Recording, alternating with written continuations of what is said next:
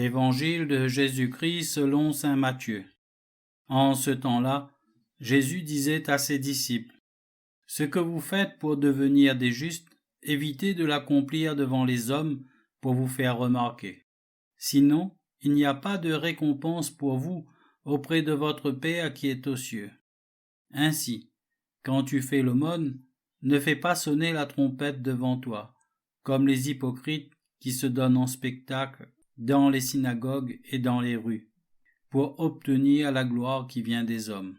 Amen, je vous le déclare, ceux-là ont reçu leur récompense. Mais toi, quand tu fais l'aumône, que ta main gauche ignore ce que fait ta main droite, afin que ton aumône reste dans le secret. Ton Père qui voit dans le secret te le rendra. Et quand vous priez, ne soyez pas comme les hypocrites. Ils aiment à se tenir debout dans les synagogues et au carrefour, pour bien se montrer aux hommes quand ils prient. Amen, je vous le déclare, ceux-là ont reçu leur récompense. Mais toi, quand tu pries, retire-toi dans ta pièce la plus retirée. Ferme la porte et prie ton Père qui est présent dans le secret. Ton Père qui voit dans le secret te le rendra. Et quand vous jeûnez, ne prenez pas un air abattu, comme les hypocrites. Ils prennent une mine défaite pour bien montrer aux hommes qu'ils jeûnent. Amen, je vous le déclare, ceux-là ont reçu leur récompense. Mais toi, quand tu jeûnes, parfume-toi la tête et lave-toi le visage. Ainsi, ton jeûne ne sera pas connu des hommes, mais seulement de ton Père qui est présent au plus secret. Ton Père qui voit au plus secret te le rendra.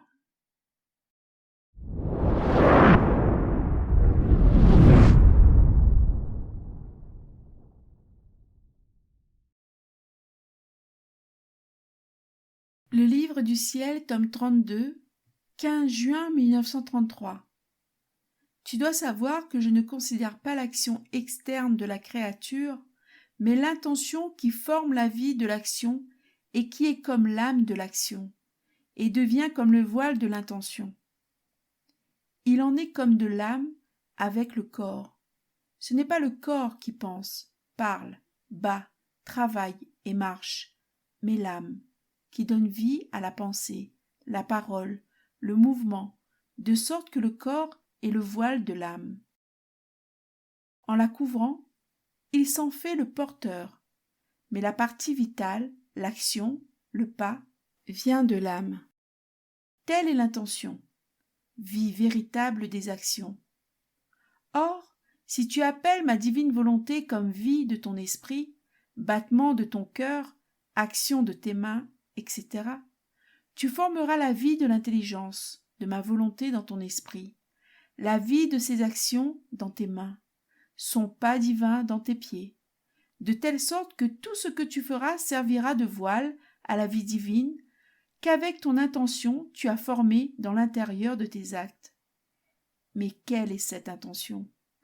C'est ta volonté faisant appel à la mienne, et qui se vide d'elle-même et forme le vide dans son acte, afin de céder la place à l'action de ma volonté, qui, se faisant voile elle-même, cache dans les actions, même les plus ordinaires et naturelles, l'action extraordinaire d'un Dieu.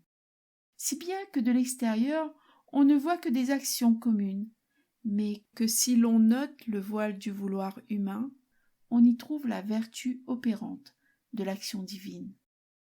Et ce qui forme la sainteté de la créature, ce n'est pas la diversité des actions, ni les œuvres qui font du bruit, non, mais la vie ordinaire, les actions nécessaires de la vie que la créature doit accomplir pour vivre.